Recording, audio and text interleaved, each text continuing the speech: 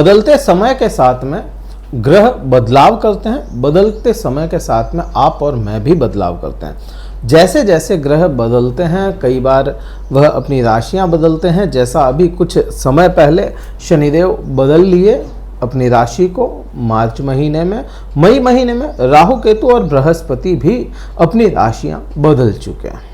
अब शनि ढैया आपको सिंह राशि वाले जातकों को चल रही है, लेकिन उसमें भी बृहस्पति ग्रह का बदलाव जैसे जैसे होगा आपको शुभ संकेत, या कहूँ कि इस जो शनि की ढैया है इस समय में भी आपका साथ निभाता चला जाएगा, आपकी पीठ मजबूत करता चला जाएगा। और वही बृहस्पति ग्रह बदलाव फिर कर रहे हैं। इस बार राशि का नहीं है, लेकिन नक्षत्र का बदलाव है और अपनी बलवान अवस्था की ओर अग्रसर यह बृहस्पति हो चुके हैं। यही इस वीडियो में जानने वाले हैं कि इसका क्या प्रभाव आप पे आएगा। नमस्कार मित्रों, मैं भानु प्रकाश शर्मा, एस्ट्रो भानु शर्मा चैनल में आपका हार्दिक अभिनंदन करता हूं। तारीख होगी 13 जून। 13 जून को बृहस्पति ग्रह अपनी बलवान अवस्था की ओर अग्रसर हो जाएंगे। मीन्स 6 डिग्री के आसपास यह बल पहुंच जाएगा इनके पास में, या कहें कि बलवान अवस्था में बृहस्पति ग्रह हो जाएंगे और आर्द्रा नक्षत्र में प्रवेश कर जाएंगे। आर्द्रा नक्षत्र में बृहस्पति ग्रह का चले जाना मीन्स आर्द्रा नक्षत्र क्या है वो अपने को सबसे पहले समझना पड़ेगा, और कैसे यह बृहस्पति बहुत अच्छे रिजल्ट और भी दे सकते हैं राहु के साथ मिलके। साथ का मीन्स समझे, पहले साथ का समझे, फिर आर्द्रा नक्षत्र को देखें, या साथ साथ में ही। आर्द्रा नक्षत्र क्या है? आर्द्रा नक्षत्र मिथुन राशि में आने वाला दूसरा नक्षत्र है, और इसका जो स्वामी माना गया है वह राहु ग्रह है। राहु के पास में कोई राशि नहीं होती, अपनी खुद की कोई राशि नहीं है, लेकिन 3 नक्षत्र राहु के पास में है, 3 नक्षत्र केतु के पास में भी है। अब यहां पे देखें, अभी राहु किस नक्षत्र में चल रहे हैं? जब राहु ग्रह बदलाव किए थे तो राहु ग्रह कुंभ राशि में पूर्वा भाद्रपद नक्षत्र में प्रवेश किए, पूर्वा भाद्रपद के तीसरे चरण में प्रवेश किए थे। ठीक है, पूर्वा भाद्रपद के तीसरे चरण में अभी राहु है। ठीक है, पूर्वा भाद्रपद किसका है नक्षत्र? गुरुदेव बृहस्पति का। अब गुरुदेव बृहस्पति के नक्षत्र में तो राहु ग्रह है, और राहु के नक्षत्र में गुरुदेव बृहस्पति पहुंच गए। मीन्स यहां पे अपने को क्या समझ में आता है, कुछ चीज आप देखो, राहु गुरु के नक्षत्र में, गुरु राहु के नक्षत्र में, दोनों ने क्या किया, मिल करके अपनी स्थितियों को बदल दिया नक्षत्र वाइज, एक खुद के एक दूसरे के नक्षत्र में बदल गए। अब क्योंकि ये दोनों अपने अपने एट्रीब्यूट्स भी दिखाएंगे ना, जैसे बृहस्पति है, बृहस्पति के क्या स्वभाव क्या है, वृद्धियों का बेसिक नेचर वृद्धियों का है।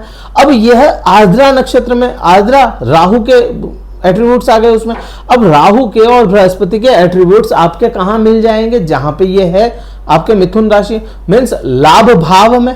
अब मिथुन राशि आपका लाभ भाव है, और किसी भी तरह से भी समझो आप, अगर पंचमेश या नवम भाव का स्वामी या लग्नेश कभी भी लाभ भाव में जब चला जाएगा तो वह फायदे देगा ही देगा, उसे देने पड़ेंगे। अब राहु जैसा छलिया ग्रह, छलावा ग्रह, ऐसे में ज्ञानी ग्रह या कहूं कि परोपकारी ग्रह बृहस्पति चला जाएगा तो वहां पे परोपकार तो देगा ही, परोपकार करेंगे आप, लेकिन खुद के बेनिफिट भी लेते हुए चले जाएंगे, लाभ भी मिलते हुए चले जाएंगे। तो यहाँ पे बुरे असर इसके अपने को समझ में नहीं आते। अच्छा, मान सम्मान की भूख जरूर बढ़ेगी, यहाँ पे मान सम्मान की भूख आपके अंदर आएगी, और इसका प्रभाव भी थोड़ा होगा, तटस्थता और इसका आने हैं। अब ये चीज तो अपने को समझ में आती है। अब ठीक इसी समय में राहु भी तो बृहस्पति के नक्षत्र में है, तो सप्तम भाव को यह एक्टिव रखेगा, अपने कहीं ना कहीं से सप्तम भाव को एक्टिव रखेगा, और बृहस्पति की जो 9वीं दृष्टि है वो भी तो यहाँ पे आ रही है।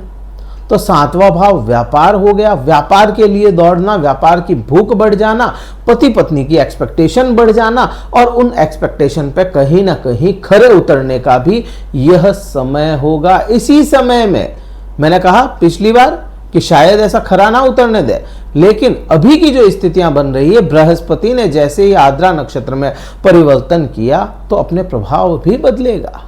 अब यहां से ही दृष्टि की मैं बात करूं, क्योंकि यहां पे तो अपने को बहुत क्लियर समझ में आता है। हाँ, यहां पे बड़े भाई बहन या कुछ मित्रों से आपको बेनिफिट या उनका साथ मिलता हुआ नजर आएगा।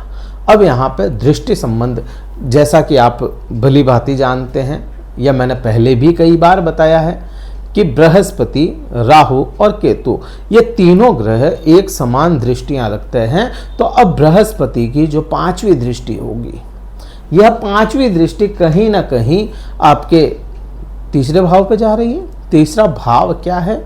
पराक्रम का भाव है। बृहस्पति ज्ञान का देवता है, योद्धा भी माना गया है इसको, या गर्म मिजाजी है। इसकी जो एक राशि है धनु राशि, जिसको यह सीधा देख रहा है, यह अग्नि तत्व मानी गई है ना, गर्म राशि है। अब इसके अंदर गर्मी भी है, इसके अंदर कहीं ना कहीं बृहस्पति के पास में पराक्रम है। और राहु जैसे ग्रह के नक्षत्र में होंगे, जहां देखो सीधा सिंपल सा है, कोई अपन पेड़ भी लगाते हैं तो उसकी जमीन जैसी होगी वैसे ही उस पेड़ की ग्रोथ होगी और वैसे ही वो फल लेकर के आएगा। अब राहु ग्रह जो है वो बृहस्पति ग्रह है जो राहु की जमीन में चला गया ना, तो अब उसी के मुताबिक इसको फल मिलेंगे। अब ये जो पराक्रम भाव है, यहाँ पे कहीं आपको ऐसा नहीं देखने को मिलेगा कि आप किन्हीं चीज़ों से घबरा रहे हैं। और वैसे भी सिंह राशि वाले जातक अमूमन घबराने में समझते नहीं हैं, इनके बेसिक ट्रेड्स हैं कि घबराना नहीं है, क्योंकि सूर्य की राशि है। तो यहाँ पे अब कोई भी सिचुएशन बनती है उसको कैसे हैंडल करना है, दिमाग और दिल दोनों कंट्रोल में रह करके आप कार्य करोगे तो ये चीज भी समझ में आती है। और किसी भी प्रकार का कोई डिसीजन लेना हो ना, तो यहाँ पे पहले खुद का फायदा सोचोगे, ज्ञान लगाओगे, फायदा सोचोगे और फिर डिसीजन आप लोगे। और लेट नहीं होंगे इस बार डिसीजन आपके। जैसे अमूमन क्या होता है, ढैया के समय में इंतजार करते करते करते करते डिसीजन का समय आ जाता है और डिसीजन वही ले नहीं पाते और समय निकल जाता है। लेकिन इस बार जो ये ढैया का समय है, इसमें भी बृहस्पति आपके यहाँ पे दृष्टि डाल रहा है, तो इंतजार नहीं होगा, डिसीजन सही होगा और सोच समझ करके वैसे ही लोगे और खुद के हिसाब से लोगे, खुद के फायदों के लिए करोगे, तो वो चीज भी बढ़ती है। हाँ, यहाँ पे इन 2-3 महीनों में, 13 जून के बाद में 2-3 महीनों में आपकी सोशल लाइफ थोड़ी सी मजबूत होती नजर आएगी। पुराने मित्र आपके मिलते हुए आपको नजर आएंगे। आप अपनी सोशल लाइफ को, अपने सोशल दायरे को बढ़ा लोगे, तो ये प्रभाव ज़्यादा बेनिफिक होंगे आपके लिए। तो ये भी चीज़ अपने को क्लियर समझ में आती है। अब राहु जैसे नक्षत्र में, राहु ग्रह के नक्षत्र में जब बृहस्पति होंगे तो थोड़ा सा मतलब भी देखेंगे ना खुद का, तो ये भाव पे दृष्टि आएगी 7वीं। बृहस्पति की जब 7वीं दृष्टि खुद की राशि पे जाएगी तो यहाँ पे प्रेम संबंधों को लेकर के आपको कुछ अच्छी खबर मिलने की संभावनाएं बनती हैं। प्रेम विवाह के भी योग ये बनाता तो है। तो मैं तो ये तो नहीं कहूँगा कि प्रेम विवाह कर लो, भाग जाओ, दौड़ जाओ, या ऐसा कुछ घर वालों के विपरीत जाकर करो। मनाओ, उनको कन्वेंस करो, कन्वेंसिंग पावर मिल रहा है आपको, कन्वेंस कीजिए और सब कुछ अच्छा होगा। तो प्रेम विवाह के योग भी बनते हैं, संतान उत्पत्ति के भी योग यहाँ पे बनते हैं, संतान कंसीव करने के योग भी बनते हैं, कहीं ना कहीं संतान से सुख के योग भी मिलते हैं। मोस्ट इंपॉर्टेंट विद्यार्थियों के लिए यह समय काफ़ी हद तक सही होने वाला है। विद्यार्जन के लिए नए नए आपको जो ये कोर्सेज वगैरह होते हैं, इसमें किसी प्रकार का भ्रम नहीं आएगा आपको, तो वो चीज़ भी आपके लिए काफ़ी हद तक सही हो जाती है। और जो लोग विद्यार्जित कर चुके हैं, जॉब की तलाश में हैं, उनके लिए भी समय काफ़ी हद तक सही है। नई अपॉर्चुनिटीज़ आपका इंतज़ार कर रही होगी। तो यहाँ पे ये काफ़ी हद तक अच्छे परिणाम 7वीं दृष्टि में तो अपने को देखने को मिलते हैं। मोस्ट इम्पॉर्टेंट बात यहाँ पे एक और है कि 9वीं दृष्टि में जहाँ राहु खुद बैठे हैं, वो मैंने आपको बताया व्यापार के लिए वृद्धियां दिखाता है।